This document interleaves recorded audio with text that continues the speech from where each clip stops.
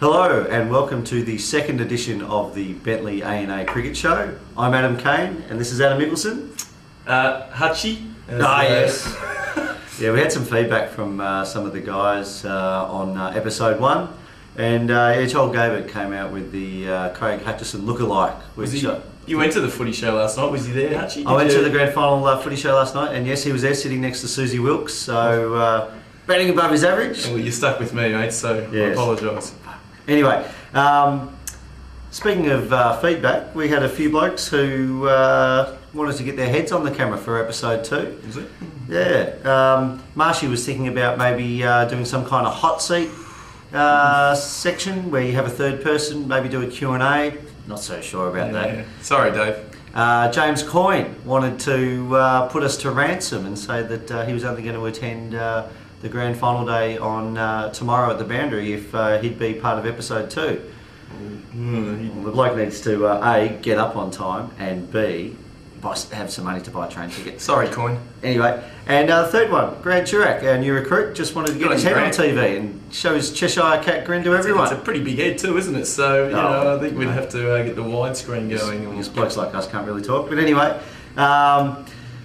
it is grand final eve, and not that we're going to make a big deal about it because by the time you've seen this, it'll be ready for round 1. But Bentley A&A has its grand final day at the Boundary tomorrow, so which is Friday today, so that's Saturday tomorrow, so obviously on grand final day. For the locals or the Shabsters around, that's the Banger? Is the Banger, yes. The Banger, so the boys there, they'll probably know that more. Yeah, so should be a good day. So hopefully you can get there from midday and join in the fun. Support the club. That's right.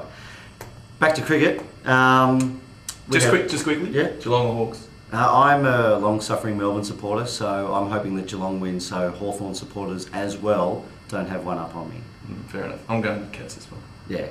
Long-suffering Bulldog supporter. We know what it's like to... We should have got him, I know we're digressing a little, we should have got him last week, but... Andy Staines keeps a big smile on his face for another week, so yeah. that's what's most important. He'll come to training maybe with his 2008 Premiers t-shirt. Anyway, pre-season. We went to Bendigo last week. We did. And we had a practice game against Axe Creek. And it was a good result, wasn't it? Yeah, it was. It was something we tried planning last year, but I think we just left it too late. So we kept contacts with the guys up there, James O'Brien, the president. And we went up on the Saturday. I think we all got there about 5:30 and settled into an Irish pub around the corner from our room. And had a few drinks. Had a few drinks, we did. And I think the boys smashed a few Parmesanas and... I think you went berserk on the chips and gravy, but anyway, you snuck off into a corner and growled at anyone that come near him. But says the bloke who spat on his calamari so no one else would touch it. Yeah, well, you got to line the stomach. Or was Richie? If Richie was there, I guess it was eating's cheating. But anyway, but speaking of Richard Smith, we'll just talk about Bendigo first, and we had a good result. Adam Mickelson probably won't talk about it, but made 100 retired, so that's a good start to the season. Aside from that, I think the good opportunity and the reason why we went was to get some of these young kids into the first sort of grade of the club, and the Jans boys really stepped up, and which was fantastic. I know James White had a good all-round performance as well, but it was a very good day. Yeah, well, I think the score was 2 for not much when Dylan joined you, and he played a really mature inning. He did, and look, the ball was moving around. These guys were pretty good, the opening bowlers, and he stuck it out, and we got through the hard period, and the runs came later on. And Brycey finished. Dylan made 34, and then Bryce Jance came in later on and made 28 not out, which is great for a 16-year-old. And you could just see a bit of Cedric in both of them. Yeah, I think Dylan more so, but Bryce. They don't talk at the end of each over. No, just that glint in their eye, and I think I heard a few remarks to the batsmen when they were in the field as well. So very good, very promising, good. Very promising. Excellent. So that was Bendigo. So that was our trip away, and I believe there was another trip away. Well, a couple of we talked about the feedback earlier, and some feedback we got from the club was that obviously the younger generation, or half of the blokes who aren't 40. Yes, representing this show, but they wanted to get the older generation, the stalwarts. I think would be the best term to call them. So we've asked someone along today, and again, it sort of is a segue to the next topic of conversation. And we just want to say a big hello. And I think he's just walked in the door. Richard Smith. Richard Smith. Hey, Shabstar.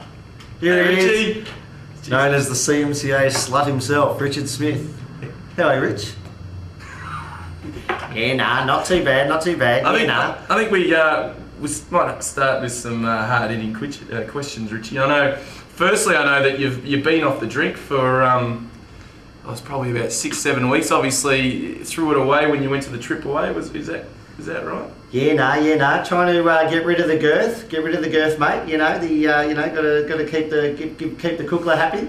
Yeah, the old cook. So the girth's looking all right, mate. I know you try and do your 3K walk every Saturday morning, which is fantastic. But what can you tell us? How did the boys perform? I know you went away to watch a footy grand final with Desi and Trev Crozier and Minahan. I think the professor made it up there as well. So, what sort of goss can you give us, Richie?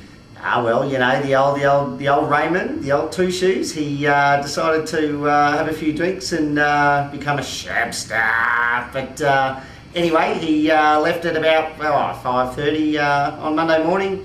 Had enough of us and caught the V-line home when we were all leaving together in the afternoon. So he didn't catch a taxi this year? Yeah, nah. Not this time, mate. Not this time. He didn't pay the $600 for the cab. He just decided to catch a $20 V-line ticket. I can see that your interest is. Oh, geez, Richie. I know it's only early. It's about 7:30, but geez, you're not half bad, mate. Are you? You love to drink, don't you? Well, we've got to stick together, mate, and just have a few frothies. It's when you score for the first 11, you always want your free drinks, and that's what I'm up for this season. Yeah, I know you haven't had a beer for 6 weeks, Rich, but look, I don't know if the cook club would approve of 7:30 in the morning. But anyway, we might push on. Do you want to hang around? Do you want to hang around for the rest of the show? Yeah, mate. 8Ks from the city. 8Ks from the city. Fantastic. Good on you, Rich. Just jump in here with us, mate. Cheers, mate. Good on you, Rich. All right. Now, I guess talking about back to cricket, we've got round 1 starting next week. And how's the training going? Training's good. Obviously, you're evidence that this year, but look, the numbers are good. We've got the squad up and running, and some of the guys are really, as we talked about before, the younger guys are really putting their hand up, and I wouldn't be surprised if there's 5 or 6 really young guys in the first round team. Fantastic. We've actually had some problems with pre-season training. Actually, the last couple of weeks, the council have decided to create new run-ups at the pitches in the practice nets, and they keep on watering them about 2 hours before training starts, which means they're saturated. Rich. Anyway, so that's what's going on pre-season, and coming up to next Saturday is the start of the cricket season. The first and seconds play against Brighton Union, and the firsts are playing at King George at home.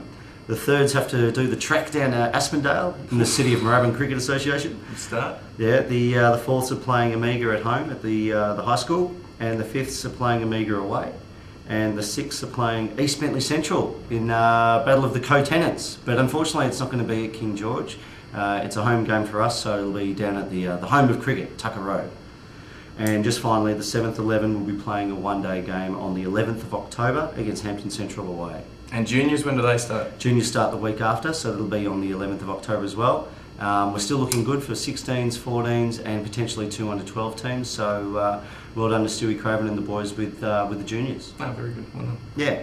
So that's basically it. I don't think we've got much more else to talk about unless you've got anything in mind, Phil. No, well, hang on.